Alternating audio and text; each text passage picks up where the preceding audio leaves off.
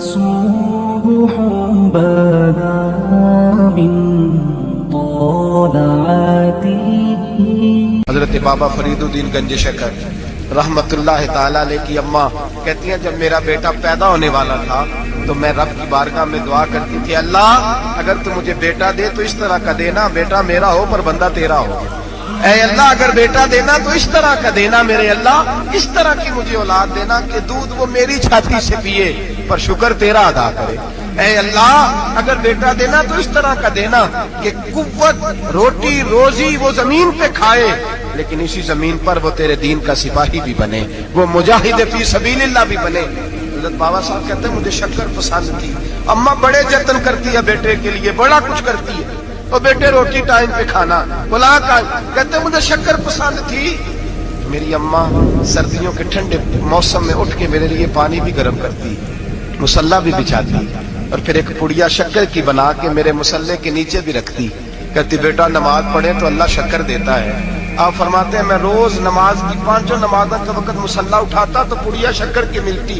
School اور مدرسے کے میں اپنے کلاس فیلوں کو بھی کہتا نماز پڑھو بڑی پیاری شکر ملتی ہے. کہتے میں روز شکر کھاتا. ایک سویرے فجر کی نماز میں اماں نے وضو تو کرایا مصلی بھی بچھایا پر دیہات کی وہ سادی بیوی جس کا سارا کام بھی خلوص پہ مبنی تھا، جو آکسفورڈ سے پڑھی ہوئی تو نہیں تھی لیکن آداب ممتا اسے سارے آتے تھے، جو کسی یونیورسٹی کی سند یافتہ تو نہیں تھی لیکن بیٹے کے ساتھ کس طرح کا رویہ اختیار کرنا ہے یہ سارا اسے پتا تھا. کہتے ہیں سادی اماں نے سارے کام کیے لیکن شکر رکھنا بھول گئی. بابا صاحب کہتے ہیں میں نماز پڑھنے لگا تو ماں نے یہ بھی بتایا تھا کہ نمازی کے آگے سے نہیں گزرتے، نمازی کے آگے نہیں ہوتے. اب اماں کہتی ہے میں مجبور ہوں، درس بھی میں نے دیا ہے بھول گئی ہوں، اب شکر رکھنے جاؤں گی تو پردہ کھل جائے گا. ایک کونے میں لگ کے ماں روئی، بیٹے کی شفا کے لیے نہیں، بیٹے کی نوکری کے لیے نہیں، بیٹے کے اچھے مستقبل کے لیے نہیں. ماں روئی آنسو بہے تو کہتی کیا ہے، اے اللہ میں اسے اپنے آگے چکانے کو جتن تھوڑی کرتی تھی، تیرا بنانے کا جتن کرتی تھی. اے اللہ مہربانی فرما میری پردے داری کر، اگر راز کھل گیا تو میرا فرید نماز نہ چھوڑ جائے. بابا صاحب کہتے ہیں اماں تڑپتی رہی اور میں نے نماز پڑھ کے مصلی اٹھایا. پہلے پڑیا ہوتی تھی اب تو پورا دریا شکر کا بہ رہا ہے. فرماتے ہیں میں نے وہ اٹھائی شکر کھائی اور میں نے چیخ کے کہا اماں جلدی آج بڑی لذیذ ہے، آج شکر کوئی انوکھی ہے. اور آج تو کمال شکر دی ہے میرے اللہ نے، ایک پڑیا کی جگہ پورا دریا بہ رہا ہے. بابا صاحب رحمت اللہ علیہ فرماتے ہیں میری اماں آئی اور میری اماں نے بازو کھولے تو ماں کی ممتا ہی بتاتی ہے کہ اللہ کی رحمت کس طرح کی ہوتی ہے. کہتے ہیں میں نے اماں کے سینے سے لگا تو اماں رو کے کہنے لگی بیٹے پہلے میں شکر دیتی تھی، آج شکر بنانے والے نے شکر عطا فرمائی ہے.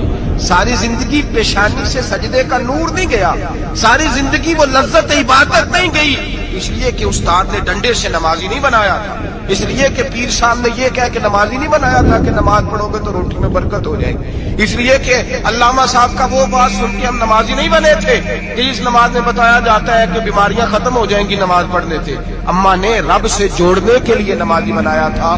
ساری زندگی بابا صاحب کہتے رہے اٹھ فریدا ستیا جھاڑو دے مسیح، چل ہن اٹھ فریدا ستیا جھاڑو دے مسیح، او تو ستا ہے رب جاگدا تیری ڈاڈے نال فرید. ساری زندگی نماز کی ٹریننگ دینا، اپنے بچوں کو اپنے رب سے جوڑنا، اپنے بچوں کو اللہ کے ساتھ ان کا تعلق بنانا، ان کو رب والا بنانا، انہیں رسول پاک کا غلام بنانا، یہ ڈیوٹی ہے ماں باپ کی. ایک بہت بڑے محدث ہیں، اتنے بڑے محدث ہیں کہ میرے نبی کریم کی مسجد نبوی میں وہ حدیث کے استاد رہے. حضرت ربیہ بن عبد الرحمن نبی پاک کی مسجد نبوی میں حدیث کے استاد، اور حضرت حسن بصری جو جناب علی کے شاگرد ہیں وہ بھی حضرت ربیہ کے شاگرد ہیں. حضرت امام مالک جو 70 سال تک مدینہ اور مکہ میں حدیث پڑھاتے رہے وہ بھی حضرت ربیہ کے شاگرد ہیں. ان کے والد کا نام تھا عبد الرحمن فروغ. تاریخ بغداد میں لکھا ہے کہ بنو امیہ کے دور میں تابعین کے زمانے میں جناب عبد الرحمن بن فروغ گھر سے چلے گئے. ایک روایت ہے بچہ چھوٹا تھا، ایک روایت ہے بچہ ابھی ماں کے پیٹ میں تھا، جہاد کرنے چلے گئے. اس دور میں یہ جہاد ہوتا تھا کہ ایک علاقہ فتح کیا تو مسلمان اگلے علاقے میں چلے گئے، اگلا فتح کیا تو اگلے علاقے، ایک کے بعد دوسرے لوگ پلٹ کے نہیں آتے تھے. حضرت عبد الرحمن گئے 30,000 دینار بیوی کو دے گئے، کہنے لگے سنبھال کے رکھنا. اور جہاد کرنے نکلے تو 27 سال تک گاڑی نہیں آئی، اور 27 سال کے بعد آئے تو اب حضرت ربیہ محدث بن چکے ہیں، مسجد نبی میں حدیث کے استاد ہیں، بیٹا بہت بڑا شیخ بن گیا ہے۔ واپس آئے، ہاتھ میں نیزہ ہے، کالی داڑھی تھی ساری سفید ہو گئی، وجود بڑا تگڑا تھا، کمزوری آ گئی۔ آئے، نیزہ پکڑا ہوا ہے، گھوڑے پہ بیٹھے ہیں، مدینہ منورہ میں گھر ہے، دروازے پہ دستک دی، حضرت ربیہ نے دروازہ کھولا، اندر داخل ہونے لگے تو کہنے لگے بابا تو کدھر گھستا آ رہا؟ کدھر؟ اس نے کہا تو پیچھے ہٹ، تو میرے مکان پہ کب سے قبضہ کر کے بیٹھا ہے۔ بات تیز ہونے لگی، آواز تھوڑی بزرگوں کی بلند ہونے لگی تو اندر سے زوجہ نے سن لیا، وہ دروازے کی اوٹ سے دیکھنے لگی تو پہچان گئی، کہنے لگی ربیہ پیچھے ہٹ جا، یہ کوئی غیر نہیں، یہ تیرے والد گرامی ہے، یہ تیرے والد ہیں۔ اندر آئے، باپ بیٹا ملے، عصر کی نماز کا وقت ہو گیا، بڑا روئے، 27 سال کے بعد باپ لوٹا، 27 سال کے بعد بڑے روئے۔ نماز کا وقت ہوا تو حضرت ربیہ جلدی سے وضو کیا، مسجد نبوی شریف چلے گئے۔ جناب عبد الرحمن فروغ نے بھی کھانا وانا کھانا تھا، کھانا کھانے بیٹھے تو حکم دیکھے شوہر کیا کرتا ہے، یہ نہیں پوچھا کہ 27 سال حال کیا رہا، پوچھنے لگے میں تجھے 30,000 دینار دے گیا تھا، وہ کدھر ہے؟ تو زوجہ کہنے لگی کھانا کھا لو، عصر کی نماز پڑھ کے آؤ، پھر بتاتی ہوں پیسے کہاں ہیں، آپ کی رقم بڑی اچھی جگہ پہ محفوظ ہے۔ کہتے میں نماز پڑھنے مسجد گیا، عصر کی نماز کے بعد میرے نبی پاک کے منبر پر ایک نوجوان بیٹھا ہے، گھر میں تو ان کا انداز ٹوپی پہننے کا تھا نا، سادے عام لباس میں، مسجد نبی میں جبہ پہنا ہے، سر پہ امامہ ہے، خوبصورت لب و لہجے میں رسول اللہ کے منبر پر بیٹھ کر، نبی پاک کے منبر پر بیٹھ کر، پتہ نہیں آپ کو اس بات کی لذت نصیب ہو رہی ہے کہ نہیں، عام جگہ نہیں، نبی پاک کے حضور کے منبر پر بیٹھ کر نبی پاک کی حدیثیں سنا رہے ہیں، اتنا بڑا مقدر۔ کہتے حضرت امام مالک جیسے لوگ، خواجہ حسن بصری جیسے لوگ کاغذ قلم لے کے حدیثوں کی سماعت کر رہے ہیں، ان سے درس لے رہے ہیں۔ جناب عبد الرحمن کہتے ہیں میری نظر اٹھی، کچھ بوڑھا ہو گیا تھا، کچھ اس وقت وہ ٹوپی میں سادے لباس میں تھے، پہچان نہ پایا۔ ایک شخص سے پوچھا یار ہے تو جوان پر اس کے چہرے کی نورانیت میرے دل کو بھا گئی ہے تو جوان پر اس کا حدیثیں بیان کرنے کا انداز میری طبیعت کو گھائل کر گیا، یہ کون ہے جو نبی پاک کی مسجد میں بیٹھ کے حدیثیں بیان کر رہا ہے؟ کہتے امام مالک کہنے لگے بابا جی چپ کر جاؤ، ہمارے استاد کے بارے میں اونچے لب و لہجے میں بات نہ کرنا، دیکھتے نہیں کتنے کتنے لوگ بیٹھے ہوئے خاموشی سے۔ تو میں نے کہا مجھے بھی تو بتا دو نا ہے کون؟ تو کہنے لگے کوئی عبد الرحمن فروغ نام کے بزرگ ہیں، یہ ان کے بیٹے ہیں، ربیہ نام ہے۔ کہتے ہیں جب لفظ کہے تو میرے آنسو چھلک کے باہر آئے اور میں حضور کی مسجد میں گر گیا اور رونے لگا کہ یہاں اور میرے رسول پاک سید عالم صلی اللہ علیہ وسلم کے منبر پر اور میرا بیٹا۔ کہتے میں تڑپ کے گھر گیا اور گھر جا کے میں نے اپنی بیوی کو جب دیکھا تو میرے آنسو نکل گئے، میری بیوی سمجھ گئی کہ یہ میرے محدث بیٹے کو دیکھ آیا ہے۔ کہتے ہیں بیوی رو کے کہنے لگی میں نے آپ کے 30,000 دینار آپ کے بیٹے کو مصطفیٰ کریم کی حدیث کا استاد بنانے میں خرچ کر دی، میں نے وہ 30,000 دینار خرچ کر دیے، 30,000 دینار آپ کا بیٹا میں نے۔ تو کہتے ہیں میں اپنی بیوی کی طرف دیکھنے لگا، میں نے کہا قربان جاؤں، میں اگر اللہ کے دین کے راستے میں تھا تو نے میرے ساتھ نیکی کی ہے، میرا بیٹا بھی دین کے راستے پہ لگا دیا، میرے بھائی اللہ سے جوڑا، اللہ سے جوڑا ان لوگوں نے اپنی اولاد۔ بابا فرید الدین مسعود گنج شکر رحمۃ اللہ تعالیٰ علیہ کے ایک مرید تھے، بابا صاحب سے مرید ہوئے تو بابا صاحب فرمانے لگے ہاتھ مجھے دیا ہے تو میرا ہی رہنے دینا، اب جگہ جگہ نہ بھاگتے پھرنا، نوے نوے نہ یار بنائیے وانگ کمینے والوں کا، اب جگہ جگہ نہ گھومتے پھرنا۔ اس نے کہا حضور ٹھیک ہے صحیح ہو گیا، بس ہر آدمی کے لیے یہ حکم نہیں ہو جس رنگ میں یہ بات کر رہا ہوں اسی رنگ میں لینا، لوگ رنگ بھی بدل لیتے ہیں نا باتوں کا، جس رنگ میں بیان کر رہا ہوں نا وعدے نبھانے کی صرف بات کر رہا ہوں، ورنہ اللہ تبارک و تعالیٰ کا فضل ہے۔ میرے ایک دوست ہیں پیر صاحب، تو وہ مجھے کہنے لگے میں نے اپنے مریدوں کو کہا ہے کسی اور کی تقریر نہیں سننی، کسی اور کی محفل میں نہیں جانا، آپ نے بھی کہا ہے کہ نہیں کہا؟ میں چپ کر گیا، کہنے لگے آپ بولے نا، کہا کہ نہیں کہا؟ پیار سے کر رہا ہوں، چلو بات آ گئی ہے تو آج کر دیتا ہوں، آپ پیار والے لوگ بیٹھے ہیں نا، کر لوں محبت والی بات۔ تو وہ مجھے کہنے لگے کہ آپ نے بھی کہا ہے کہ نہیں کہا؟ میں نے کہا آپ کو کیا ٹینشن ہے؟ کہنے لگے میں نے آپ کے 2-4 مرید فلاں جگہ بیٹھے ہوئے دیکھے ہیں۔ میں نے کہا میں نے نہیں کہا۔ کہنے لگے کیوں؟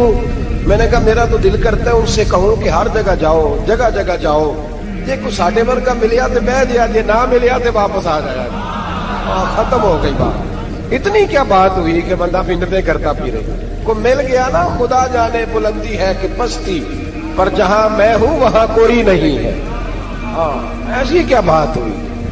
آپ جائیں جگہ جگہ جائیں، کو مل گیا تو یار ضرور بیٹھ جانا۔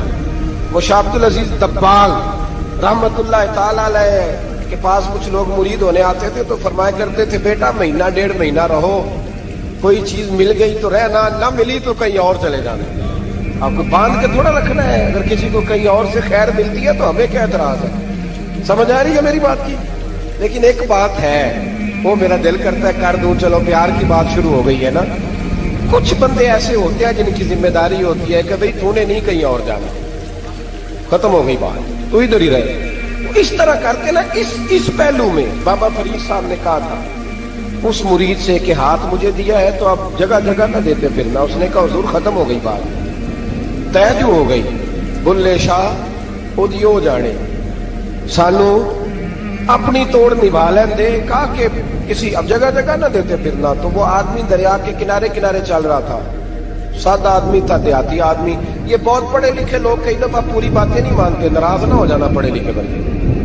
اور کئی میں نے ایسے دیکھے ہیں بیچارے بالکل ان پڑھ ہے پر جیسا کر کہہ دو نا ویسا کر جاتے ہیں۔ یہ پڑھے لکھے مجھ سے ناراض نہ ہو جائیں، چلو 2-4 ڈگریاں میرے پاس بھی ہیں، سمجھ لیں میری طرح کے پڑھے لکھے جلدی نہیں مانتے۔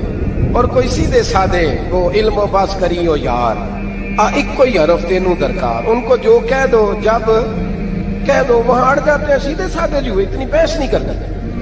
وہ بابا صاحب کا مرید دریا کے کنارے کنارے جا رہا تھا تو پیر پھسلا تو دریا میں گر گیا، تیرنا بھی نہیں آتا تھا۔ حضرت خضر علیہ السلام آئے، اللہ نے بندوبست کیا، آئے کہنے لگے ہاتھ دے تجھے باہر نکالوں، کہنے لگے دے تو دیتا پر فرید الدین سے وعدہ کر آیا۔ وہ دے تو دیتا پر وعدہ کر لیا ہے، بلے شاہ دی ہو جانے، سانو اپنی توڑ نبھا لیں دے۔ انہوں نے کہا جناب کیا مطلب؟ فرمانے لگے مجھے مطلب کا نہیں پتا۔ انہوں نے کہا تھا کہ میرے علاوہ کسی کو ہاتھ نہ دینا۔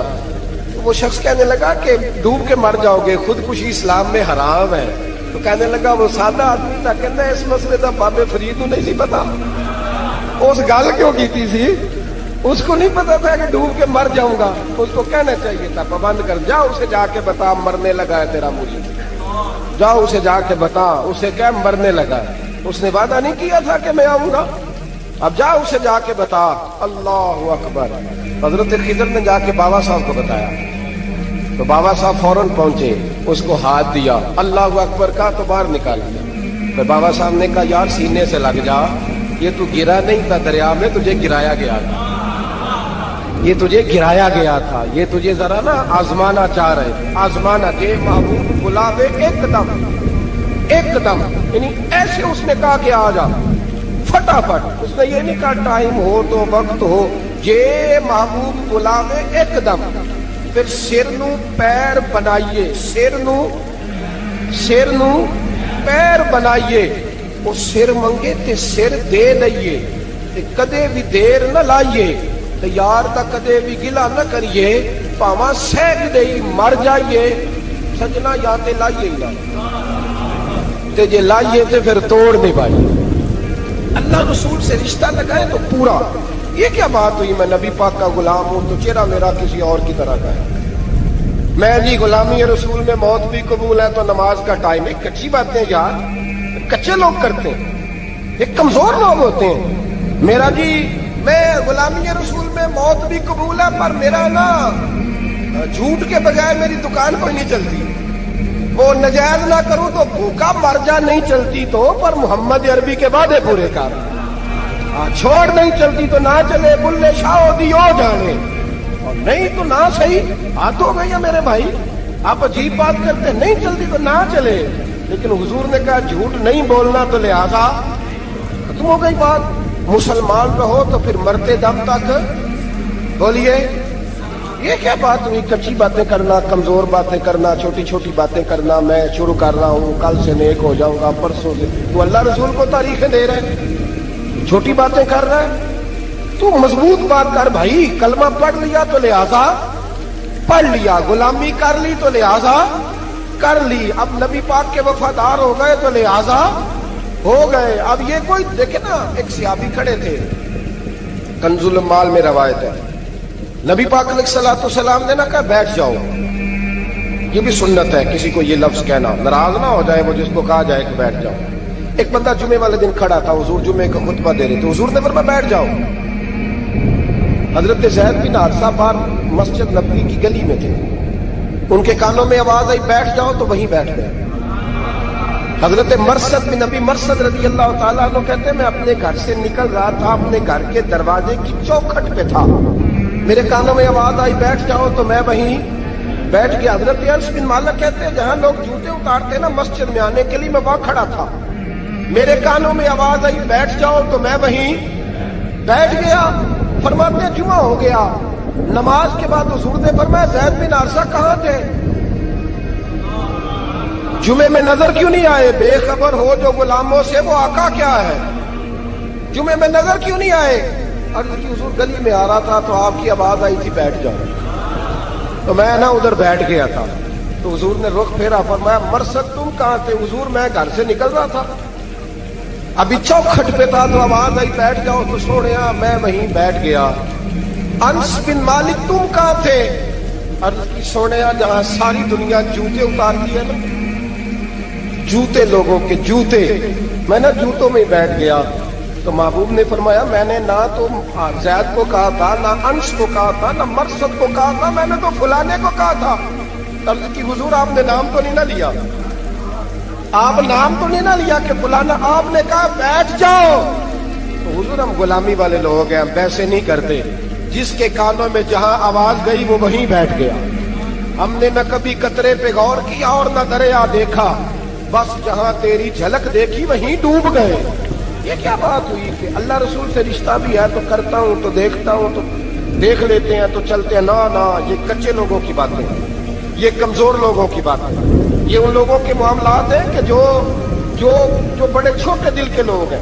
آپ نے کہہ لیا اللہ ہمارا رب ہے، تو قرآن کہتا ہے جب کہہ لو نا کہ اللہ رب ہے، ان الذین قالوا ربنا اللہ ثم استقاموا تتنزل علیہم الملائکہ، جب تم نے کہا کہ اللہ ہمارا رب ہے تو پھر ڈٹ جاؤ، اللہ تمہاری مدد کے لیے فرشتوں کو بھی نازل فرما دے۔ حضرت ابو ذر غفاری کلمہ پڑھنے آئے، حضور صلی اللہ علیہ وسلم نے بڑی ساری نصیحتیں فرمائی۔ ایک نصیحت حضور نے فرمائی، ابو ذر ادھر دیکھنا میرے یاروں میری طرف، ایک نصیحت حضور نے یہ فرمائی، فرمایا ابو ذر لوگ نا تجھے میرا نام لے لے کے تانے دیں گے کہ تو بھی ان کا ہو گیا ہے، جے کر یار دے نام دا ملے بیڑا۔ ہاں لوگ تجھے تانے دیں گے، کہیں گے اب تو بھی ان کا ہو گیا ہے، تو بھی اپنے باپ دادا کا دین چھوڑ گیا ہے۔ تو کہا کہ ملامت جب لوگ تجھے کرے نا تو ملامت کرنے والوں کی پرواہ نہ کرنا، تانا دینے والوں کی پرواہ۔ تانے بڑے مزیدار ہوتے ہیں، آپ یقین کریں، تانے بڑے مزیدار ہوتے ہیں، بڑے شاندار ہوتے ہیں تانے، اور ان میں نا کئی دفعہ بڑا چسکا ہوتا ہے۔ کبھی کبھی کچھ باتیں یاد آتی ہیں کہ فلاں بندے نے فلاں موقع پہ فلاں بات کی تھی، کبھی کبھی یاد آتی ہے اور دل بھی کرتا ہے اس کو یاد کرائے، پھر خیال آتا ہے کہ یہ بات نہ کرتا تو شاید اللہ اتنا اونچا اڑنے کا موقع ہی نہ دیتا۔ تم بھی یہ بات مخالف سے نہ گھبرا اے عقاب، یہ تو چلتی ہے تجھے اونچا اڑانے کے لیے۔ تو نبی کریم علیہ السلام نے کہا ابو ذر ذرا غور کیجئے گا بات، کہا لوگ نا تجھے اب تانا دیں گے، برا کہیں گے۔ اب تو جو دین قبول نماز پڑھتا ہے لوگ شاباش دیتے ہیں، تبلیغ کرتا ہے لوگ، اس زمانے میں تو تانے ملتے تھے، لوگ تانے دیں گے، ذرا خیال کرنا۔ کہا یا رسول اللہ بس وعدہ ہو گیا، دے لے جس نے جتنا تانا دینا دے لے، ختم ہو گئی بات۔ حضرت ابو ذر نا یہ اس وقت صحابہ چھپ چھپ کے نمازیں پڑھتے تھے حضرت زید بن ارقم کے گھر میں، دار ارقم۔ وہاں سے باہر نکلنے لگے نا کلمہ پڑھ کے حضور سے وعدہ کر کے، تو دروازے پہ گئے تو ایک صحابی نے کہا کہ ابو ذر ابھی باہر جا کے بتانا نا کہ میں مسلمان ہو گیا، ایک تو لوگ تمہیں تانے دیں گے اور دوسرا ہو سکتا ہے مارے بھی، باہر جا کے بتانا نا ورنہ لوگ نا برا کہیں گے۔ تو حضرت ابو ذر غفاری نے غور سے اس صحابی کا چہرہ دیکھا اور کہنے لگے مشورہ آپ کا ٹھیک ہے پر میں نے ماننا کوئی نہیں، مشورہ آپ کا ٹھیک ہے پر میں کوئی نہیں مانوں گا۔ کہا کیوں؟ فرمانے لگے میں نے ابھی نبی کریم سے وعدہ کیا ہے کہ میں کسی کی پرواہ میں نہیں پرواہ کروں گا کسی کی، ختم ہو گئی بات، مارے جس نے مارنا ہے، دے تانا جس نے دینا ہے، ابھی تو وعدہ کیا۔ یہ کیا بات ہوئی کہ لوگ کہیں گے تو مولوی ہو گیا، لوگ کہیں گے تو غلام ہو گیا، لوگ کہیں گے تو دنیا دار ہو گیا. وہ جی بچے کی شادی پر بینڈ باجا نہ بجایا تو دنیا تانے دے گی. دنیا کون ہوتی ہے؟ کبھی آپ نے یہ سوچا ہے کہ آپ نے دو شخصیتوں کو بیچ میں رکھا تو آپ نے وزن کس کا کیا؟ ایک طرف دنیا، دوسری طرف اللہ رسول کا دین. کبھی سوچا آپ نے کہ وزن کس کا نکلتا ہے؟ اہمیت کس کو دیتے ہو؟ کبھی سوچا ہے؟ غور کیا ہے؟ خدا کے بندو سوچو تو صحیح. ایک طرف دنیا کو رکھا، دوسری طرف اللہ رسول کا دین، اور پھر کہا جی دنیا نہیں مانی تو لہذا میں نے دین پہ عمل نہیں کیا. پتہ ہے آپ نے کیا کیا ہے؟ اللہ قرآن میں کہتا ہے لوگوں نے قدر نہیں کی اپنے رب کی جیسی کہ قدر کرنی چاہیے. عجیب معاملہ ہے نا یار. نبی کریم صلی اللہ تعالی علیہ وآلہ وسلم کہ جو مدینے کے لوگ تھے نا، انہوں نے بڑی قربانیاں دی تھی، قربانیاں دی، اپنی جگہ دی. شہر میں یہ مدینہ وہ واحد شہر ہے جو بغیر تلوار کے فتح ہوا. مدینے والوں نے کوئی بحث نہیں کی، انہوں نے گردنیں سیدھی سیدھی حضور کے قدموں پہ رکھ لی. مدینے والوں نے بڑی قربانیاں دی. مکے والے بعد میں مسلمان ہوئے فتح مکہ کے بعد. فتح مکہ کے بعد نا ایک جنگ اور ہوئی، ایک جہاد اور ہوا، تو وہاں سے بہت سارا مال غنیمت آیا، بہت سارا مال غنیمت آیا. اسلام میں حکم ہے کہ جو آدمی نیا نیا کلمہ پڑھتا تھا نا تو اس کے رشتہ دار اسے چھوڑ دیتے تھے، تعلق ٹوٹ جاتا تھا. تو پھر حکم دیا گیا کہ تالیف قلب کرو. مؤلفۃ القلوب ایک پورا عنوان ہے.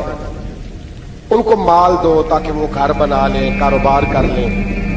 تو نبی کریم علیہ السلام نے نا جن لوگوں نے مکے میں تازہ کلمہ پڑھا تھا نا ان کو ذرا مال زیادہ دیا. یہ بخاری مسلم ہے. حضور نے ان کو زیادہ پیسے دیے. مدینے کے جو نوجوان قسم کے لڑکے تھے نا چند، ان میں سے ایک دو نے کہا کہ حضور کے وہ رشتہ دار ہیں نا قریبی، تو رشتہ داروں سے پیار کرنے کا حضور حکم بھی دیتے ہیں، اس لیے نبی پاک نے ذرا توجہ زیادہ فرمائی ہے. وہ بھی عذرائے محبت. جیسے بندہ کہہ دیتا ہے نا کہ ماشاءاللہ آپ تو اپنا بیٹا مل گیا ہے، ماشاءاللہ بھائی بھائی بیٹھے ہو آپ مل کے، اس طرح عذرائے. سمجھ آ رہی ہے میری بات کی؟ جن لفظوں میں بات بیان کر رہا ہوں ان لفظوں میں سمجھیے گا. محبت کے ساتھ کہا کہ وہ اپنے ہیں نا حضور کے، اس لیے حضور کا دل چاہا ہے، حضور حکم دیتے ہیں کہ اپنوں سے صلہ رحمی کرو، اس لیے نبی پاک نے زیادہ دیا ہے. بس وہ ایک آدھ آدمی نے بات کر دی تو بات چلنے لگی. چلتے چلتے چلتے چلتے نہ وہ بات میرے محبوب تک بھی پہنچ گئی. ترکی خیمے میں حضور بیٹھے تھے تو نبی کریم علیہ الصلوۃ والسلام نے فرمایا بھائی اس طرح کرو، مکے والا کوئی بندہ نہ آئے، صرف مدینے والوں کو بلاؤ، صرف نام لے مدینے والوں کا، صرف جی صرف مدینے والوں کو بلاؤ، فقط ان سے بات کرو. مدینے کے لوگ آ گئے. اللہ کے حبیب نے گفتگو شروع کی. بات پہلے بھی ہوتی تھی پر آج رنگ نرالا تھا. نبی کریم علیہ الصلوۃ والسلام فرمانے لگے مدینے والوں، میں نے یہ بات سنی ہے کہ تم نے کہا ہے کہ حضور اب صلہ رحمی کی وجہ سے ان کو زیادہ نوازنے لگے ہیں. عرض کی یا رسول اللہ، وہ ایک آدھ نوجوان نے بات کی ہے، وہ ہماری مشترکہ رائے نہیں. حضور علیہ الصلوۃ والسلام آج بات کرنے لگے تو آج جذبات کا رنگ نرالا تھا. محبوب فرمانے لگے تم کہو. یا رسول اللہ، مکے والوں نے تو آپ کو تکلیف دی تھی، مجبور کیا تھا مکہ چھوڑنے پہ، ہم نے پناہ دی تھی، آپ ہم نے جگہ دی تھی، اپنا شہر پیش کیا، کہو. مدینے کے لوگ رونے لگے. عرض کرنے لگے حضور ہم کون ہوتے ہیں اللہ کے نبی کے لیے کوئی چیز دینے والے؟ تو اللہ رسول کا احسان ہے کہ آپ یہاں. میں جب پاک پتن شریف جاتا ہوں یا کسی مزار پر میں کھڑا ہوتا ہوں تو وہ جو حالات پڑے ہوتے ہیں ان بزرگوں کے وہ سامنے آتے ہیں کہ یہاں خواجہ نظام الدین محبوب الہی تشریف لائے. لیکن اگر کوئی بندہ سوچے تو ہو سکتا ہے کہ اس کا کلیجہ پھٹنے کو آئے جب خواجہ نظام الدین صاحب کہتے ہیں کہ یہ باب جنت ہے نا بابا فرید صاحب کا، کہتے ہیں ایسی باب جنت نہیں. فرماتے ہیں جب بابا صاحب کا وصال ہوا تو بابا صاحب وہیں لیٹے ہوئے تھے جہاں آج ان کی مزار ہے، اور ان کے سرانے بالکل جس جگہ کو لوگ باب جنت کہتے ہیں وہاں میں نے رسول پاک کو کھڑے ہوئے دیکھا ہے. اب کوئی آدمی حضور کی خوشبو محسوس، اس کا ایک ارادہ بن گیا نا کہ یہاں حضور کھڑے تھے، اس پر کیفیت کیا تاریخ، اس پر انداز کیا ہوگا، اس پر وارد کیا ہوگا، وہ کہاں پہنچ جائے گا 1-2 منٹ کے اندر. تو یہ تو اس وقت ہے جب اس کے محسوسات ہوں گے، جب وہ نظریاتی طور پر اس بات سے متفق ہوگا، جب وہ خوشبو محسوس کرنے کی صلاحیت رکھتا ہوگا۔ ایک بات عذرائے محبت ہے، کہہ دیتا ہوں کیونکہ سوالات ہوتے رہتے، کہہ دیتا ہوں۔ اعلیٰ حضرت کے ایک مرید تھے مولانا حشمت علی خان صاحب، بڑے تگڑے آدمی، جن لوگوں کی پوزیشن بڑی سخت حاضر لوگ ہوتے ہیں نا، اور حاضر جواب 1 منٹ سے پہلے پاک پتن شریف گئے تو باب جنت سے گزر کے آئے۔ باب جنت سے کسی ہمارے عالم نے نہیں لکھا کہ جب وہاں سے گزر گیا آپ توبہ نہ کرے اور کوئی اچھا عمل نہ کرے تو جنت میں جائے گا، بس یہ کہا کہ ایک دروازہ ہے جہاں خواجہ نظام نے حضور علیہ السلام کو کھڑے دیکھا، گزر جائے کوئی تو الحمدللہ اس کے لیے ایک برکت ہے۔ لیکن کسی شخص نے یہ نہیں کہا کہ اب وہاں سے نکل کے آ جائے اور معاذ اللہ جھوٹ بولے، جو مرضی کرے اور کہ میں جنتی ہو گیا، یہ معنی کسی بندے نے بھی بیان ہے نہیں کیا۔ ہاں وہاں سے گزر کے آئے، سچی توبہ کرے، بعد میں اپنے اعمال پہ محنت کرے، اللہ اسے برکت عطا کرے گا۔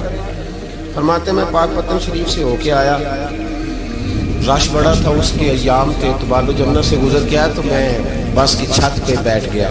کچھ اور لوگ بھی تھے تو ان میں سے کچھ ایسے صاحبان بھی تھے جن کو بیماری ہوتی ہے چھیڑ کے رکھنے کی، کوئی نہ کوئی بات کیے رہتے، یہ ہو گیا تو وہ ہو گیا، کہتے ہیں انہوں نے بات چھیڑ، مولانا کہاں سے آ رہے؟ میں نے کہا پاک پتن شریف۔ تو کہنے لگے کہ آپ وہ بہشتی دروازہ جس کو کہتے ہیں باب جنت، وہاں سے بھی گزرے ہیں؟ کہنے لگے الحمدللہ، لائن تو بڑی لمبی تھی پر موقع مل ہی گیا ہے، گزر گیا ہوں وہاں سے۔ تو کہتے ہیں مجھے سونگنے لگ گیا۔ کہنے لگے پھر تو آپ جنتی ہو گئے ہوں گے، پر آپ کے پاس سے جنت کی خوشبو نہیں آ رہی۔ تنزیہ انہوں نے کہا، تنزیہ۔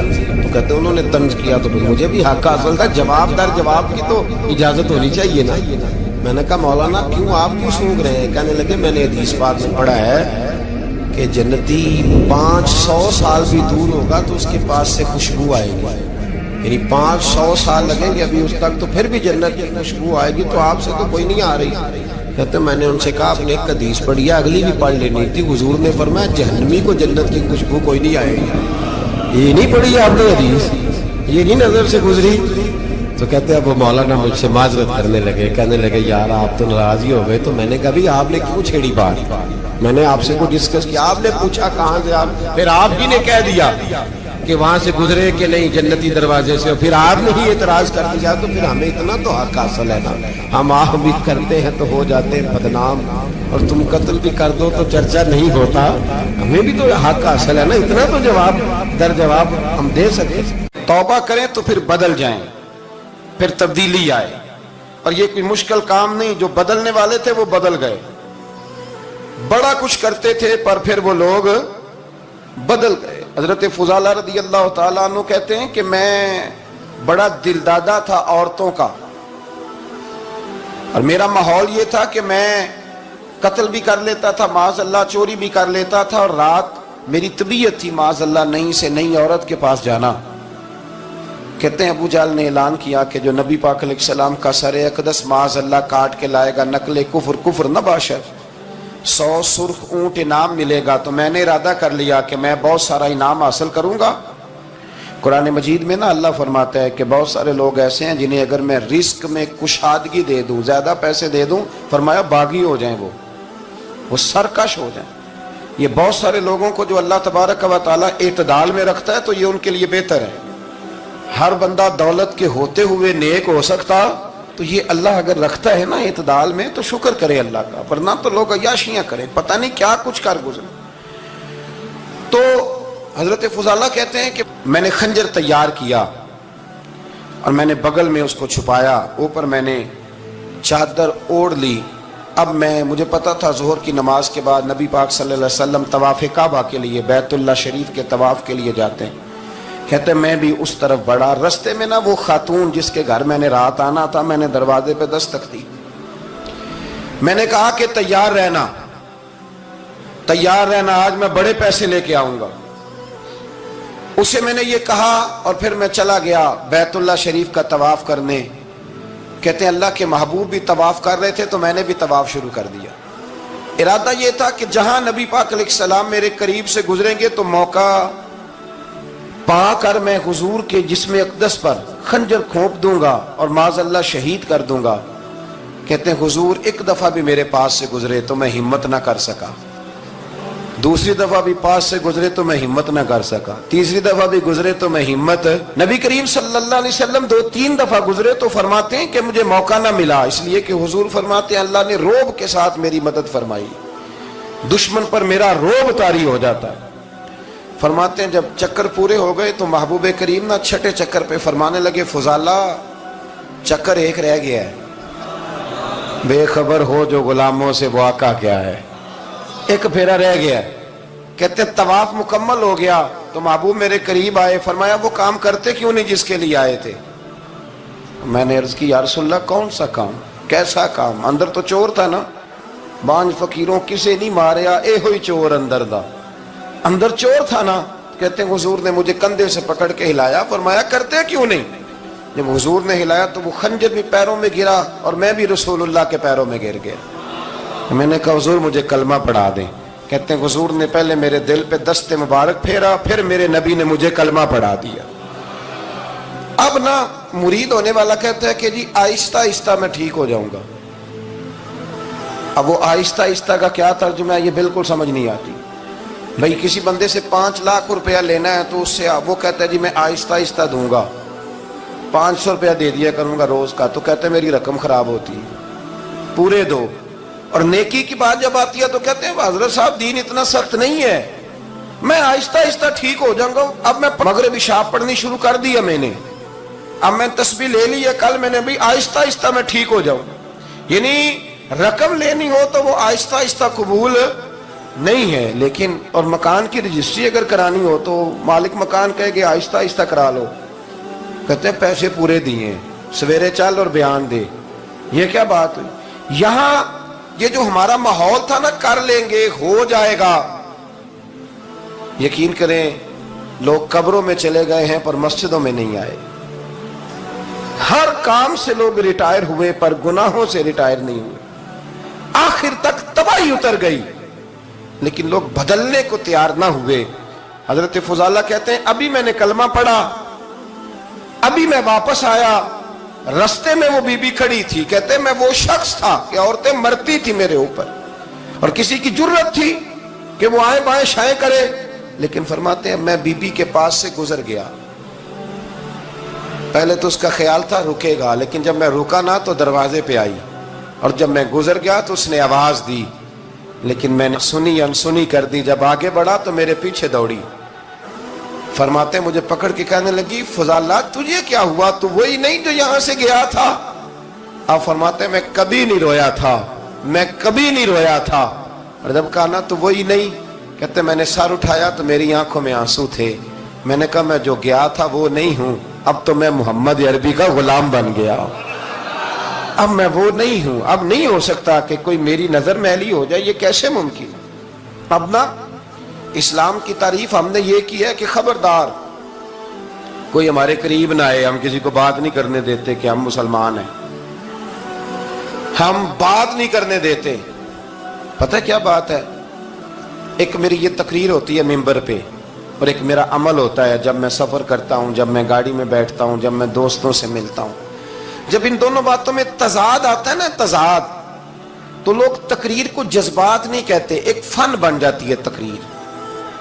आपको पता है ना वाइजीन नाथ खां कहते हैं मैंने महफिल लूट ली, फिर लोग शुमार करते हैं कितने लोगों ने सुभान अल्लाह कही, फिर लोग शुमार करते हैं कि आज 5 बंदे रोए भी थे जब मैं तकरीर कर रहा था। तो फिर ये फन है, ये जज्बात का इजहार।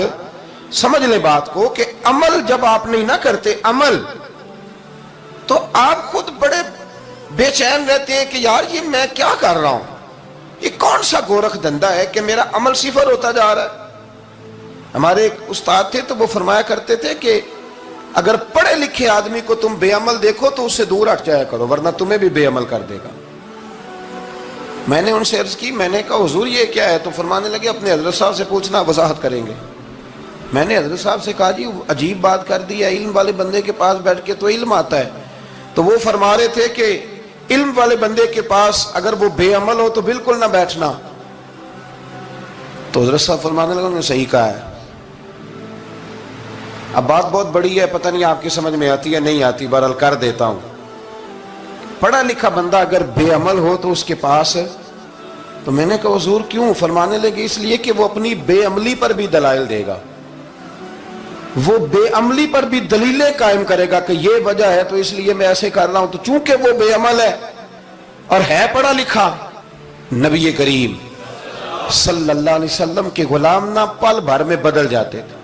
اور اللہ تعالیٰ بھی نا بڑے موقع دیتا ہے ہمیں، بڑے موقع۔ حضور نے فرمایا جس نے ایمان اور احتساب کی نیت سے روزے رکھے وہ نئی زندگی کا آغاز کرے، اس لیے کہ اللہ نے اس کے پچھلے سارے گناہ معاف فرما دیے۔ میرے نبی کریم علیہ الصلوۃ والسلام نے فرمایا جو شخص بیمار ہو گیا، مریض ہو گیا، اور نسائی شریف میں فرمایا کہ 3 دن تک بستر پہ رہا اور اس نے شکوہ نہ کیا اللہ کا، اور جب وہ شفا یاب ہو کے بستر سے اٹھا ہے نا تب اللہ نے اس کے پچھلے سارے گناہ معاف فرما دیے۔ اور فرمایا جو حج کرنے گیا، حج کر کے واپس آیا، اللہ کے حبیب فرماتے ہیں یوں سمجھے کہ میں آج ہی ماں کے پیٹ سے پیدا ہوا۔